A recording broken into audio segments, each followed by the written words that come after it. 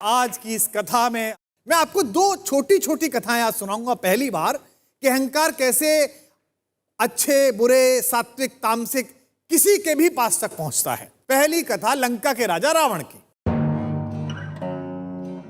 बड़ा विद्वान, बड़ा ज्ञानी, लेकिन मन में विचार आया इतनी उपलब्धियों के बाद, कितनी सिद्धि पाली, शक्ति जुटा ली, पर मेरे आराध्य भगवान शिव तो कैलाश पर्वत पे रहते हैं, निर्जन में रहते हैं। मुझ जैसे भक्त को भगवान के लिए भी कुछ सोचना चाहिए। अब अहंकारी का दुस्साहस देखिए कि जिनकी नेत्र की एक पलक बदलने से, एक भ्रकुटी से लय प्रलय में परिवर्तित हो जाती है, ऐसे भोलेनाथ को रावण शिफ्ट कराने निकला लंका। पहले तो उसने भगवान शिव से लंका में निवास करने की प्रार्थना की, पर जब वो एप्लीकेशन पेंडिंग पड़ी रही, उत्तर ही नहीं मिला, तो रावण ने सोचा यार भगवान से भी क्या पूछना, मुझ में जब इतना बल है, दुनिया उठा ली, तो कैलाश को उठा के यहां ले आता हूं, शिफ्ट कर लेता हूं और भगवान समेत तीनों लोग यहां पर बस जाएंगे। रावण ने कैलाश पर्वत को उठाना चाहा। जब कैलाश पर्वत के नीचे जाकर उसने जोर लगाया तो हल्की सी हलचल बढ़ी, जीव जंतु भयभीत हो उठे। जब रावण ने थोड़ी और ताकत लगाई तो कैलाश थोड़ा सा और ऊपर उठा।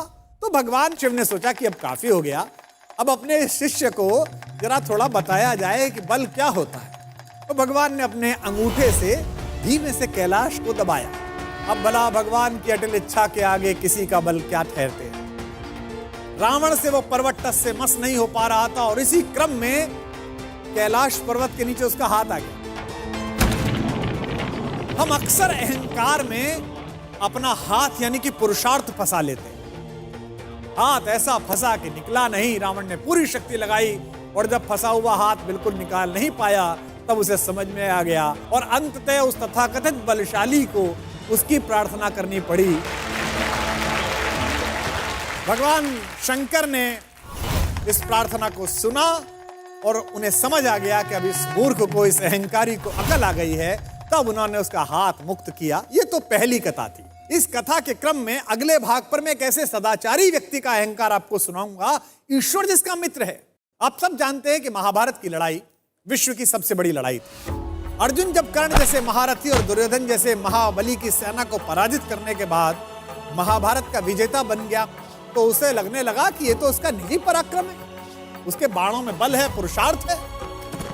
अर्जुन मन ही मन इस बात पर इठलाते हुए अपने रथ पर सवार होकर युद्ध भूमि से लौट रहा था। जब अपने शिविर के आखिर में पहुंच गए तो उसके रथ पर बैठे हुए मधुसूदन सारथी भगवान श्री कृष्ण ने कहा, पार्थ रथ से नीचे उतर जाओ। उसने श्री कृष्ण से कहा कि माधव आप सारथी, आप उतर जाइए, मैं भी उतर जाऊंगा। श्री कृष्ण ने कहा, नहीं मित्र, तुमसे कह रहा हूं तुम पहले नीचे उतर जाओ।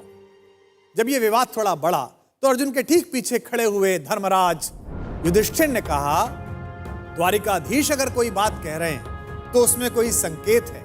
अर्जुन को कुछ समझ तो आया नहीं। भ्रकुटी पर ताव देकर थोड़े अनमने भाव से अर्जुन रथ से नीचे उतर गया। अर्जुन के नीचे उतरने के बाद सब लोग जाने लगे तो कृष्ण जैसे ही रथ के नीचे उतरे, रथ में एक भयंकर विस्फोट हुआ और रथ छोटे छोटे टुकड़ों में बट गया। विजय का सिंहासन सामने देख रहा था जो अर्जुन, जिसके सिर पर विजय का ताज था, उस अर्जुन ने पलट कर देखा तो माधव मुस्कुरा रहे थे और रथ जल रहा था। अब उसे यह तो समझ में आ गया कि उसके सखा श्री कृष्ण ने उसे रथ से नीचे उतरने के लिए क्यों कहा, और उसे विस्फोट का कारण अब भी समझ में नहीं आया था। अब उसने विनम्र भाव से अहंकार का तिरोहन करते हुए माधव से पूछा कि माधव यह क्या लीला है। कृष्ण ने मुस्कुराते हुए उत्तर दिया कि पार्थ, युद्ध के इस दौरान इस रथ पर कई दिव्य शक्तियों का प्रयोग हुआ। तुम पर जिन घातक अस्त्रों का प्रयोग हुआ उसका बचा हुआ असर भी इस रथ पर था जिस पर हम सवार थे। लेकिन वे सारे अस्त्र शस्त्र और वे घातक शक्तियां केवल इस कारण से काम नहीं कर रही थी कि मैं वहां उपस्थित था। अगर आज मैं इस रथ से तुमसे पहले उतर जाता अर्जुन, तो इस युद्ध को जीतने के बाद भी तुम जीवित ना होते। अर्जुन की आंख खुल गई। उसे यह एहसास हुआ कि विश्व की जिस सबसे बड़ी विजय को वो अपना निजी पराक्रम मान रहा है, वो केवल उसकी उपलब्धि नहीं बल्कि उसमें ईश्वर के उस अंश की सद्भावना है जिसे मधुसूदन भुवन मोहन कन्हैया कहा जाता है। ये कथा ये बताती है कि सिद्धियों के मद में खुद को इतना शक्तिशाली मत समझो कि जिन्होंने हमें सिद्धियां दी हैं उन्हीं को आप आंखें दिखाने लगो। याद रखिएगा, आपकी प्रत्येक सफलता के पीछे कृष्ण जैसे ऐसे असंख्य लोग हैं जिनकी चुपचाप और अदृश्य शुभकामनाओं के कारण आप इस विजय रथ पर सवार हुए हैं। जब भी आपको यह लगने लगे कि आपने ये ऐतिहासिक उपलब्धि स्वयं की बुद्धि शक्ति के कारण पाली है, तो बस उन लोगों के बारे में सोचिए जिनके सहयोग के बिना आपकी ये यात्रा इतनी आसान न होती।